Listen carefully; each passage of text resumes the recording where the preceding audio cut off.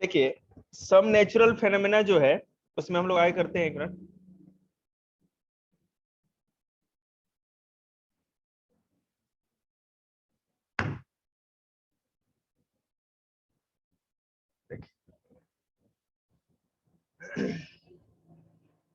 कल हम लाइटनिंग आप लोग को समझा रहे थे और लाइटनिंग में ये बताया था कि जो क्लाउड्स होता है उसमें लाइटनिंग इसलिए होती है। तुम लोग गांधी जी बाबा के जी के बंदर की तरह क्यों बैठे हो यार, सारे मुंह देख रहे एक दूसरे के। भाई तेरे कुछ ना आता ना, भाई मेरा भी डब्बा गोल, मुंह देखो इनका सारे। और वो गुड़िया कुछ दाएं बाएं कर रही है, सोच के कुछ दाएं बाएं खोस खांस लें, मास्टर के नजर होते हैं। रिवाइज कर लो सब, लगातार टेस्ट है अब, शुक्र शनि दोनों दिन ज्यादा से ज्यादा। शनिवार को मैथ का एक्सपोनेंट एंड पावर का आप लोग का टेस्ट लेंगे क्लास 7th का, और कल आप लोग का फ्राइडे को करने इसका शॉर्ट का टेस्ट है। रिवाइज करिए। क्या है? आज थर्सडे है, थर्सडे कल नहीं है, आज है। चलो करो, रिवाइज कर लो। चलो आप खुश हो तो नाच के दिखाओ, ज्यादा हो गए खुश तो। देखिए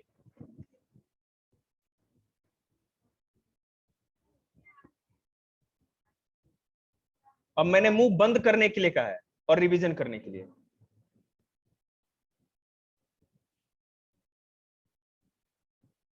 देखिए कल मैंने आप लोग को लाइटनिंग समझाया था कि लाइटनिंग होती कैसे है। लाइटनिंग आपको पता है कि जो एयर है एक इंसुलेटर की तरह या बैड कंडक्टर ऑफ इलेक्ट्रिसिटी का काम करता है। एयर के थ्रू कभी भी इलेक्ट्रिसिटी कंडक्ट नहीं हो सकती। अगर ऐसा होता तो एयर में कहीं भी इलेक्ट्रिसिटी का शॉक लग सकता था, ऐसा तो नहीं होता। लेकिन जब दो पार्टिकल्स बहुत ज्यादा अमाउंट में हो जाए तब जो बीच का जो एयर होता है उसका इंसुलेशन खत्म हो सकता है। जैसे कि आपको बुक में दिख रहा होगा, बुक लाई हो ना बेटा साइंस का, कि जब क्लाउड के ऊपरी हिस्से में पॉजिटिव चार्ज, ये नीचे भी हो जाए, अपोजिट होना चाहिए, नीचे पॉजिटिव हो जाए या ऊपर पॉजिटिव, और ऊपर उसके जस्ट अपोजिट मतलब निगेटिव हो जाए। मतलब दोनों तरफ क्लाउड के ऊपर और नीचे अगर अपोजिट चार्जेस हो जाए, और क्लाउड आपको पता है कि थोड़ी अमाउंट में तो होता नहीं है, इट्स इमेंस अमाउंट, तो उसमें क्या होता है कि बीच का जो एयर होता है उसका इंसुलेशन खत्म हो जाता है और एक दूसरे के साथ उनका कनेक्शन जुड़ जाता है। मतलब यहाँ एयर भी एज ए इंसुलेटर नहीं, कंडक्टर ऑफ इलेक्ट्रिसिटी बन जाता है जब पॉजिटिव और नेगेटिव चार्ज बहुत ज्यादा बड़े अमाउंट पे होते हैं। और क्लाउड में ऐसा होता है। हमारे इलेक्ट्रिक वायर में छोटे मोटे हिस्से में तो कम होता है ना, लेकिन क्लाउड में बहुत ज्यादा होता है। और मैं आपको एक बात और भी बता दूं कि साइंटिस्ट लोग 3-4 चीजों पे भी रिसर्च कर रहे हैं। पहला, जियो थर्मल एनर्जी। हमारे पूरे अर्थ पर जो सबसे ज्यादा पावर का सोर्स है वो धरती के अंदर है ना। आपको पता होगा कि धरती के अंदर मेंटल में कितना ज्यादा टेम्परेचर होता है।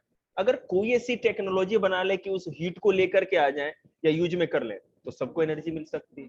दूसरा है, क्या कर रहे हैं, एटॉमिक एनर्जी तो हो ही रहा है रिसर्च। दूसरा कि जियो थर्मल एनर्जी हो गया, और दूसरा है सबसे इंपॉर्टेंट, वो है लाइटनिंग वाली। ये जो बिजली चमकती है क्लाउड्स के अंदर, जो लाइटनिंग होती है, अगर उसको आप स्टोर्ड कर लो तो पता नहीं कितने सालों की जो इलेक्ट्रिसिटी की जो जरूरत है, डिमांड है, वो पूरी हो सकती है। लेकिन अभी तक कोई ऐसी टेक्नोलॉजी नहीं बना पाए हैं जो कि हमारे क्लाउड्स में या अपर एटमॉस्फेयर में जो, या लोअर एटमॉस्फेयर में जो भी लाइटनिंग की एक्टिविटी होती है उससे जो बिजली निकलती है या लाइटनिंग होती है उसको हम लोग स्टोर करके रख सकते हैं। हम लोग ये बिजली हमें मिल रही है क्योंकि ये हाइड्रो इलेक्ट्रिसिटी नहीं तो थर्मल इलेक्ट्रिसिटी है। इंडिया में जितनी भी एनर्जी की जरूरत है, जितनी भी एनर्जी की जरूरत है वो कैसे पूरी होती है, मैक्सिमम नंबर ऑफ जो नीड है, अमाउंट ऑफ नीड, वो थर्मल एनर्जी से पूरा होता है। मतलब कोयले को जलाते हैं, जला करके भाप बनाएंगे और भाप से टरबाइन चलाते हैं और जिससे कि बिजली बनती है, कोयले को जला करके मैक्सिमम। और जो ये थर्मल हाइड्रो इलेक्ट्रिसिटी है, मतलब कि जो आप देखते हो कि झरने से ऊपर से पानी गिराते हैं डैम बना करके और टरबाइन घुमा करके बिजली बनाते हैं, ये कम है, ज्यादा भी नहीं हुआ है, इस पे रिसर्च नहीं हुआ है। मतलब कि हमारे पास उतना इंफ्रास्ट्रक्चर नहीं है, हम उतना डैम नहीं बना पाते। एक डैम बनाते हैं तब तक सब लोग कहते हैं भाई इससे जंगल खत्म हो जाएगा, इससे गांव वाले लोग माइग्रेट कर जाएंगे, प्रॉब्लम होने लगती है, तो कोयले को जला के ही ज्यादा बनाया जाता है। ठीक है, तो अब जैसा कि इसमें आपको पिक्चर में दिख रहा होगा, the top of the cloud becomes positively charge, broad line में लिखा होगा लाइटनिंग के नीचे, the top of the cloud becomes positively charge, जैसा कि दिख रहा है, पुगने ले निकालो, whereas the bottom of the cloud becomes negatively charge, दिख रहा है बॉटम वाले में, क्लाउड के निचले वाले हिस्से में माइनस माइनस दिख रहा होगा, ऊपर प्लस प्लस दिख रहा होगा। When the amount of opposite electric charges on the top and bottom of a storm cloud becomes extremely large, मतलब ऊपर का पॉजिटिव और नीचे का नेगेटिव दोनों बहुत ही ज्यादा लार्ज अमाउंट पे हो, then electric charges start flowing with high speed through the air between them, तो उसके बीच में जो एयर होता है उसके थ्रू इलेक्ट्रिसिटी का जो करंट है, ठीक है, वो फ्लो होने लगेगा अगर ज्यादा अमाउंट पे, तो जैसे मैंने पहले बताया था, when the positive and negative charges of a cloud meet, they produce an intense spark of electricity becomes the cloud in the sky। Her cloud में आपने देखा होगा कि बिजली नहीं चमकती, ठीक है, क्लाउड तो हर समय देखा है आपने, लेकिन ऐसा होता है क्या कि हर समय जब भी क्लाउड चमकेगा तो बिजली चमकेगी? आपने ये देखा होगा, जब भी क्लाउड या लाइटनिंग होती है ना तो बादल बहुत ज्यादा घने होते हैं, बहुत डेंस क्लाउड होगा, और तभी जाके बिजली लाइटनिंग होती है। अब उसमें क्या होता है, जब बहुत डेंस क्लाउड होगा, बहुत सघन जो मतलब डेंस क्लाउड रहने पे पॉजिटिव और नेगेटिव चार्ज जो होंगे क्लाउड से बहुत ही ज्यादा मात्रा में होता है, और जिसके चलते जब पॉजिटिव और नेगेटिव चार्ज मीट करते हैं, इलेक्ट्रिसिटी एक दूसरे से कनेक्ट होती है, तब जाकर के स्पार्क निकलता है, एक चिंगारी निकलती है जो हमें लाइटनिंग के रूप में दिखती है। We see this electric spark as a flash in lightning in the sky. The electric spark of lightning heat the nearby air in the sky to very high temperature. Due to this heat, the air in the sky expands rapidly and produce a loud sound, which we call thunder.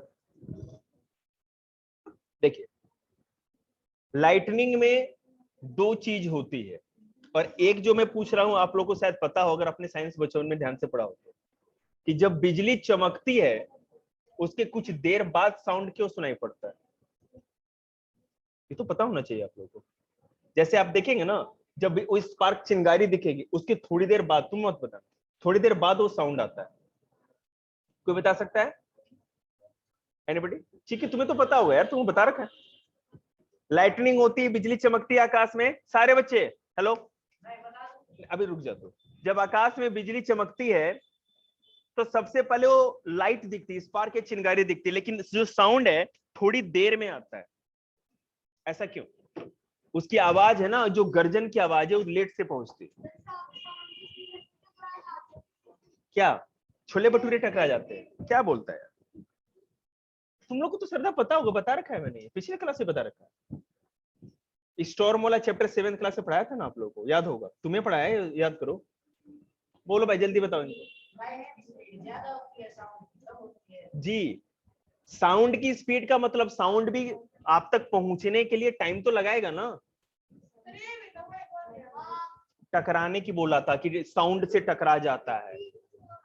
अरे पागल है, इसने ना, ये popcorn है ये बेटा, मतलब से नहीं होता है ना। साउंड, लाइट की स्पीड अप्रोक्सीमेटली 3 लाख किलोमीटर पर सेकेंड होती है।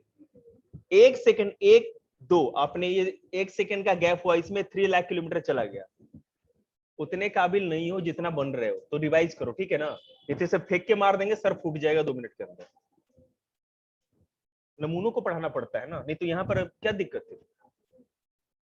तो लाइट की स्पीड 3 लाख किलोमीटर पर सेकेंड होती है, इसलिए लाइट, अब सोचो ना, सूरज हमसे 15 करोड़ किलोमीटर दूर है, अप्रोक्सीमेटली 14.9 करोड़ किलोमीटर दूर है, 15 करोड़ किलोमीटर। और 15 करोड़ किलोमीटर दूर से जो हम तक लाइट आती है, सूरज से लाइट नहीं आती, प्रकाश नहीं आता, सूर्य का प्रकाश, सूर्य का प्रकाश हम तक आता है, वो कितना टाइम लगाता है भाई लक्ष्य? 8.5 मिनट का, बिल्कुल 8.2 मिनट का लगाता है। 2 3 इसी तरह, हाँ तो 8:30 या मैंने 8 से कुछ ज्यादा, ठीक है। तो समझिए उतनी दूर से 8 मिनट में लाइट आ जाती है। तो सूरज का लाइट हम तक आने का जो ये पूरा का पूरा जो कैलकुलेशन, इसी से पता चला कि लाइट की स्पीड क्या है। मैं लाइट की स्पीड के ऊपर एक चीज और बता दूं, आइंस्टीन ने जब अपनी थ्योरी दी ना, और उन्होंने जितनी भी थ्योरी दी रिसर्च करके बताया, वो सारा का सारा जो है ना प्रूव करने से पहले उनका डेथ हो गया। और उनकी थ्योरीज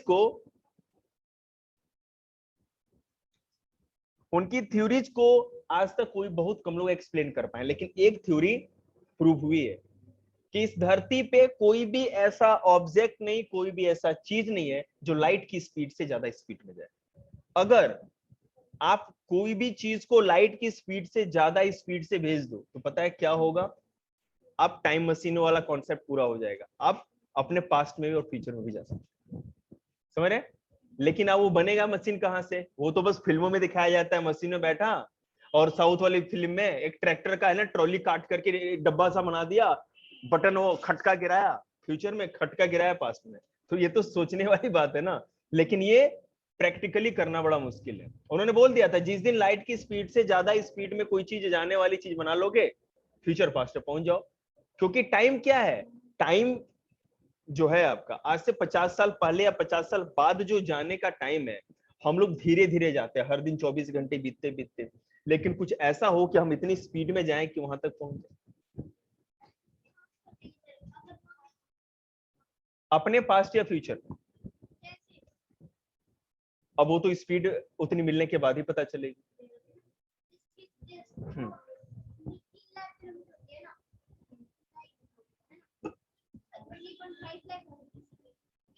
उससे ज्यादा मैंने उतनी स्पीड कैसे करोगे, आप उस टाइम को मैनेज कर लोगे, बात समझ रहे हो ना। उस टाइम में उतना जो टाइम तेजी से मैंने की, जैसे मैं बता रहा हूं हमने क्या कहा, हर एक सेकंड बीत रहा है, धीरे धीरे बीत रहा है। लेकिन जैसे टाइम मशीन होता है, जो कॉन्सेप्ट साइंटिस्ट लोग सोचते हैं, ये बस एक काल्पनिक चीज है, जस्ट इमेजिनेशन। मत पकाओ तो चलो तुम दाल भात खाओ, तुम इसी के लायक हो, सुनो। छोड़ो हटाओ, इंटरेस्टिंग चीज नहीं सुननी तो हम लोग फिर बादल बिजली आंधी तूफान ही बताते ना, हम ना बता रहे। टैलेंट का अपमान, तो सब मिलके इसका इतना बुड़का भर दो ना कि इसके जगह ना बचेगा, नहीं कर सकते। चलो ठीक है, कोई बात नहीं, हम लोग अपने पॉइंट से भटक भी रहे थे। Thank you. तो मैं इसलिए आपको ये बता रहा था कि क्या कारण है कि जब बिजली चमकती है तो पहले लाइट दिखती है, बाद में साउंड आता है। ये तो क्लियर हो गया, क्योंकि लाइट की स्पीड साउंड की स्पीड से ज्यादा होती है। दूसरा बात, लेकिन वो साउंड किस चीज का होता है,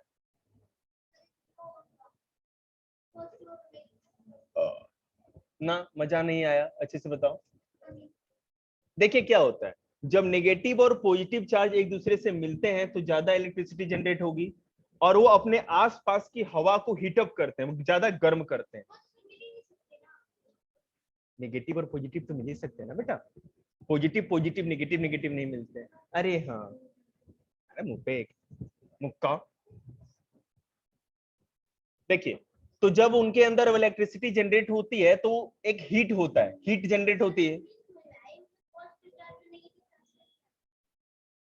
क्लाउड्स के अंदर देखो, हर मैं बता रहा हूँ, जो भी वाटर ड्रॉपलेट्स या जो भी चीजें होती हैं क्लाउड के अंदर, अपर और लोअर साइज में, हर चीज कोई ना कोई एटम का तो बना होता है, और हर चीज का एटम या तो चार्ज होगा नहीं तो अनचार्ज, ये मैंने भी आपको समझा दिया था। तो आपको पता है ना कि जब वो क्लाउड्स चलते हैं, मूव करते हैं, तो रबिंग होती है एक दूसरे से, एक क्लाउड दूसरे क्लाउड से तो टकराता ही है, उसके पार्टिकल्स सारे उसमें घूमते रहते हैं, तो इसके चलते वो चार्ज बन जाते हैं। और सारे क्लाउड्स में नहीं बनते, ये तो सारे क्लाउड्स में अगर वो उतने चार्ज अप हो जाए तो सब क्लाउड से लाइटनिंग होगी। कभी कभी ऐसा होता है, और कब होता है, आपने देखा होगा जब बहुत ज्यादा क्लाउड हो और हवाएं एक बार तेज चले रुक जाए, इस तरह का कुछ हो, तभी जाकर वो लाइटनिंग होती है। नहीं कहते हैं आंधी गरज और क्या कहते हैं, वही तो कर रहा हूँ ना कि वो मैंने बता रखा है, वीडियो देखिए, ये नहीं बताऊंगा दोबारा, मैं नहीं बताऊंगा ना। पॉजिटिव कोई चीज चार्ज कैसे होती है और अनचार्ज कैसे होती है, मैं तो बता ही रखा है, फिर क्यों बताऊं इसको। जी यहीं पर तो, और कहाँ? अरे भाई सबसे 7th क्लास, हमारे एटमॉस्फेयर का सबसे निचला हिस्सा कौन सा स्फीयर कहलाता है? लाडो ने बोला ट्रोपोस्फियर। सारे बिजली तूफान जितनी भी होती है सब ट्रोपोस्फियर में हो जाता है। लाइटनिंग बिजली बादल ऊपर तो हो ही नहीं सकती, जो होगा सो नीचे ही होगा। तो फिर क्या? तो पॉजिटिव चार्ज नेगेटिव चार्ज मैंने आपको बताया, जब किसी पे इलेक्ट्रॉन ज्यादा चला जाता है तो उसको पॉजिटिव कर देता है, और जहां से निकल गया उसको नेगेटिव, क्योंकि पॉजिटिव नेगेटिव। हाँ नहीं, चार्ज तो जैसे मान लो जब बहुत ज्यादा पार्टिकल्स होते हैं, किसी भी तरह का कांटेक्ट उनके बीच में हो जाए, ठीक है, और ये कांटेक्ट तभी होता है जब उसके जो ज्यादा अमाउंट में होते हैं ना, तो उनके पार्टिकल्स मूव करने लगते हैं। देखो मेरी बात समझो, क्लाउड ऐसा तो नहीं है ना कि क्लाउड कोई एक आपका प्लेट हो या कोई एक बिजली का तार हो। क्लाउड में तो सेपरेटेड पार्टिकल्स होते हैं, मतलब बिखरे हुए होते हैं, वो मूव करते रहते हैं क्लाउड्स के अंदर पूरे। बात समझ रहे हैं? वाटर ड्रॉपलेट्स हो, डस्ट पार्टिकल हो, धूल कण के जो अंश होते हैं, वो सारे के सारे मूव करते रहते हैं। तो जितना बड़ा क्लाउड होगा उसके अंदर पार्टिकल्स भी उतने बड़े होंगे और मूवमेंट भी उतना ही बड़ा होगा, जिसके चलते नेगेटिव पॉजिटिव चार्ज के बीच में वो कनेक्शन बन सकता है। लाइटनिंग यूजुअली अकर विद, हाँ तो मैं ये बताऊं कि वो जो बिजली जनरेट होती है इलेक्ट्रिसिटी, ठीक है, इलेक्ट्रिक चार्ज के कारण, तो बीच की हवा ज्यादा गर्म हो जाती है, और कोई भी चीज गर्म होगी तो क्या होगा, तेजी से फैलती है, और तेजी से फैलने के कारण वो गर्जन की आवाज होती है। अभी मैं एक चीज और बता दूं, सारे बच्चे सुन लेंगे। अभी जितने भी हिली एरियाज हैं, जितना भी माउंटेनिंग वाला जो भी स्टेट है, उत्तराखंड हो गया, जम्मू कश्मीर और हिमाचल प्रदेश, यहाँ बहुत ज्यादा बारिश हो रही है, और उसका बोला बोलने के लिए तुमको, और उसमें एक ही समय में इतनी ज्यादा बारिश होगी कि पहाड़ के पहाड़ गिर गए, पूरे लैंडस्लाइड हो गया उसका बिल्कुल हिमाचल प्रदेश, जम्मू कश्मीर, उत्तराखंड, तीनों जगह हुआ है।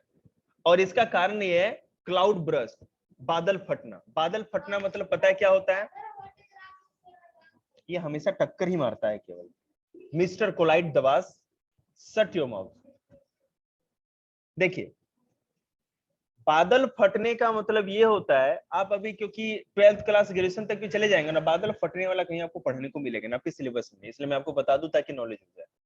जब एक ही जगह पे क्लाउड के द्वारा ज्यादा बारिश करा जाए, आपने एक चीज देखा होगा, क्लाउड कभी भी रुक के एक जगह ज्यादा बारिश नहीं कराती है। जब क्लाउड में ज्यादा, अगर जैसे यहाँ पे कंझालम देखा हो, क्लाउड मूव कर जाती है हवा के साथ। पहाड़ों में क्या होता है कि पहाड़ी इलाके में जब क्लाउड फंस जाए या रुक जाए एक ही जगह, तो एक ही जगह चारों पहाड़ी या घाटी में वो क्लाउड फंस जाने से ज्यादा बारिश हो जाती है। और एक चीज याद रखिएगा, जब एक ही जगह पे 10 सेंटीमीटर से ज्यादा किसी क्लाउड से बारिश हो जाए, 10 सेंटीमीटर मतलब कितना हो गया, इससे थोड़ा सा ज्यादा, सेंटीमीटर इतनी गहराई तक बारिश, मतलब कि पानी पड़े तो इतना हिस्सा भर जाए, तो उसी को मैंने मिनिमम इतना हो जाए, उसको भी क्लाउड ब्रस्ट कहते हैं। लेकिन कारण ये होता है, एक सेकंड, कारण ये होता है कि एक ही लिमिटेड इलाके में क्लाउड का रुक जाना किसी कारण से और ज्यादा से ज्यादा बारिश करा देना, उसी को बादल का फटना या क्लाउड ब्रस्ट कहा जाता है। ये चीज मास्टर नहीं बताएगा तुमको, स्पेशल है ना। स्पेशल नहीं होते तो 4 पेज का चैप्टर 40 पेज में क्यों पढ़ाते? अब पेज गिनेगी सब, अब पेज गिनेगी सब, तो ये नहीं जो है सो। चलो देखो, ठीक है, आगे देखिएगा।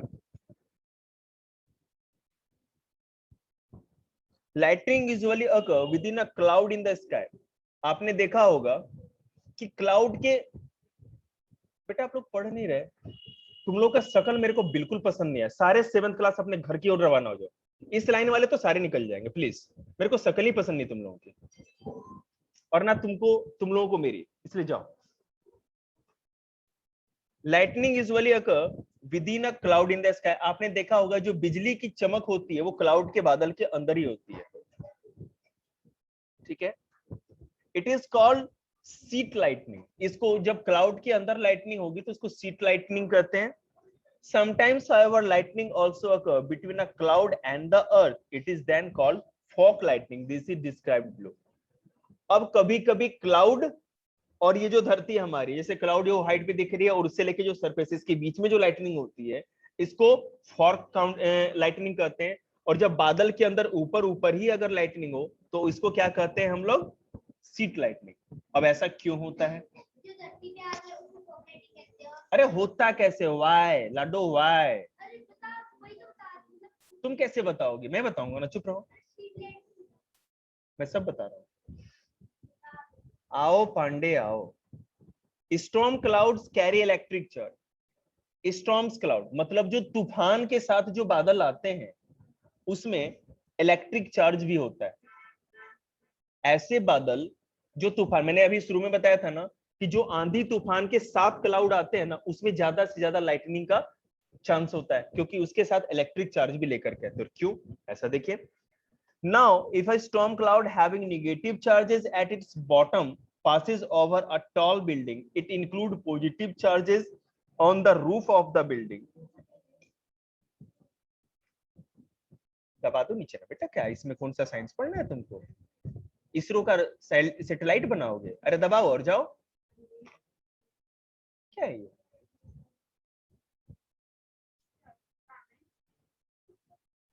इंसान के खोपड़ी के अंदर क्या है वो सोचो। स्टॉर्म्स क्लाउड्स, ब्रेन की बेइज्जती मत करो। Storms clouds carry electric charges. Now if a storm cloud having negative charge at this its passes over a tall building, it induces positive charge on the roof of the building. When the electric charge on the bottom of the cloud become extremely large, then this thunderstorm electric charge present on the bottom of the charged cloud suddenly flow to the roof of the building and we see a flash of lightning. Coming towards the building, we say that lightning has struck the building. Thus, lightning strike the earth on its tall structure when electric charges flow between the cloud and the earth through a tall building, a tree, or any other object. देखो, अब एक question हमारे दिमाग में है कि कभी भी जो ज्यादा हाइट वाली जो भी चीजें होती हैं, ठीक है, खली नहीं, खली की हाइट ज्यादा नहीं है, आदमी है वो, टॉल बिल्डिंग हो गया, ऊंचा पेड़ हो गया, वहीं पे ज्यादा से ज्यादा बिजली के गिरने का खतरा क्यों होता है? ठीक है, अगर मान लीजिए बहुत ज्यादा लाइटनिंग हो रही है, बिजली गिर रही है, तो आपको बिल्कुल खुले मैदान में चला जाना चाहिए। और ऐसे कैसे झुक करके वो पॉक्यूपाइन जैसे बन जाते हैं उस तरह बन जाएंगे आप। ठीक है, इससे क्या होगा, आप पे बिजली के गिरने का कम खतरा होगा। तो आखिर इसके पीछे भी तो कोई साइंस होगा ना कि आखिर टॉल चीजों पे ही बिजली क्यों गिरती है, शॉर्ट चीजों पे बिजली क्यों नहीं गिरती। परेशान हो गए तो जाओ ना यार, तुम लोग क्यों मुंह दिखा रहे हो? और अगर पढ़ना है बेटा तो पढ़ लो, मुझे मैंने रोका भी नहीं पढ़ने से। ठीक है, तो अब इसके पीछे का साइंस देखिएगा। स्टॉर्म, मैंने पहले बताया कि जो तूफानी बादल होते हैं स्टॉर्म्स क्लाउड, उसके अंदर क्या होता है, इलेक्ट्रिक चार्ज होता है, पहली बात। Now if a storm cloud having negative charge at the bottom passes, जो क्लाउड है, मैंने पिछले अभी पिक्चर में बताया था कि ऊपर तो पॉजिटिव होता है और नीचे नेगेटिव। अब वो तूफानी बादल जब किसी बिल्डिंग से टकराएंगे तो पॉजिटिव नेगेटिव चार्ज उसका टकराएगा नीचे वाला। ठीक है, कहा जा रहा है, हाँ ले जाओ भाई को भी, जा भाई, 6 क्लास जा सकते हैं और पढ़ना है तो पढ़ सकते हैं, जाने के लिए बोल दिया तो उठ जाएंगे sir. Storm cloud carry electric charge. Now, if the storm cloud having negative charge its bottom passes over a tall building, it induces positive charge on the roof of the building. ठीक है,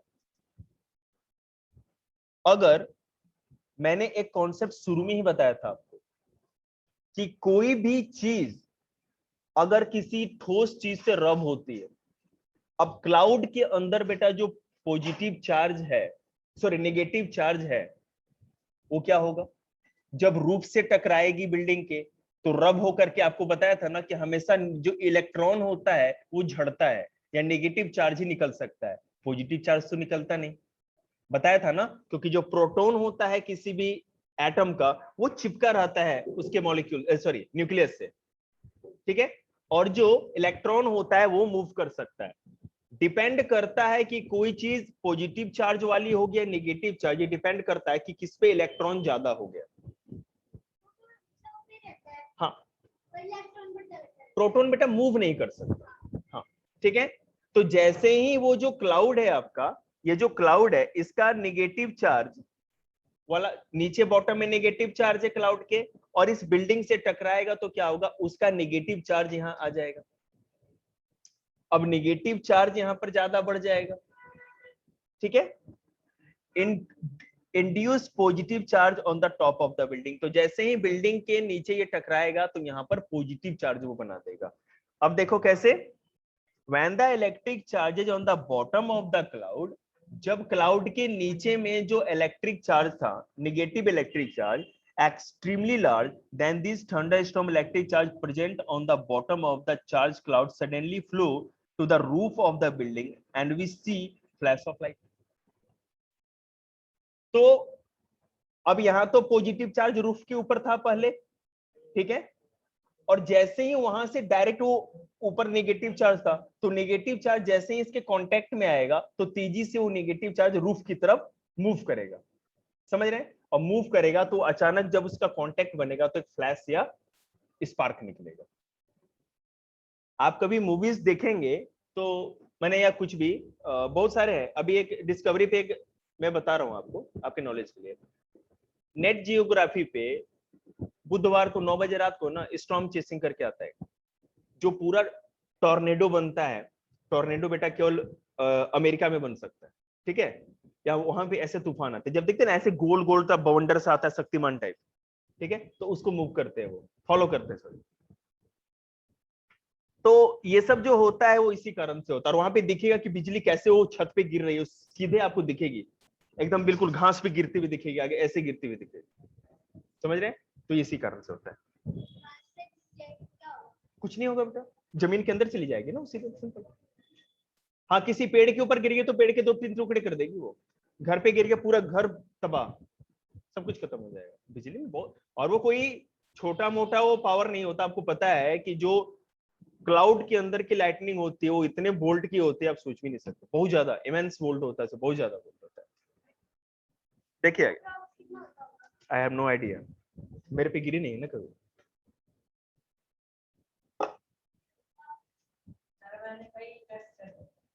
यार तुमसे अच्छा कोई बच्चा भी है, आज तुम टॉपिक क्या हो गया, थैंक यू। लाइटनिंग स्ट्राइक, अब देखिए coming towards the building we say that lightning has struck the building, thus lightning strike the earth or its tall structure when electric charges flow between the cloud and the earth through a tall building, a tree or any other object।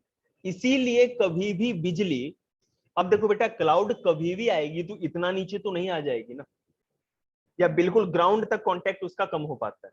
तो जो सबसे पहले height पे दिख रहा है तो पहले उसी के साथ कांटेक्ट हो गया। जैसे मान लो कि कोई 20 माले की बिल्डिंग है, ठीक है, या ऊंचा कोई मंदिर या टेंपल है, मस्जिद कुछ भी है, तो वहीं पर पहले बिजली गिर जाएगी और आप जमीन पर हो तो आप बाद में कांटेक्ट में आओगे। या आप ट्री है तो ट्री पे पहले गिरेगी और जो आदमी जमीन पे है, क्योंकि जो बिजली का कनेक्शन होगा, कांटेक्ट होगा, वो तो पहले हाइट वाली चीजों से होगा, इसीलिए बिजली कभी भी हाइट वाली चीजों पे गिरती है, लो वाली चीजों पे कम गिरती है। हाँ लेकिन एक बात याद रखिए, अगर मान लो कि केवल घास का मैदान है चारों तरफ और वहां कहीं बिजली गिरी तो कहीं भी गिर सकती है, कभी कुछ चांस है वहां है ही नहीं कुछ ऐसा तो वहीं पे गिर जाएगी। ठीक है, आज इतना ही रखते हैं।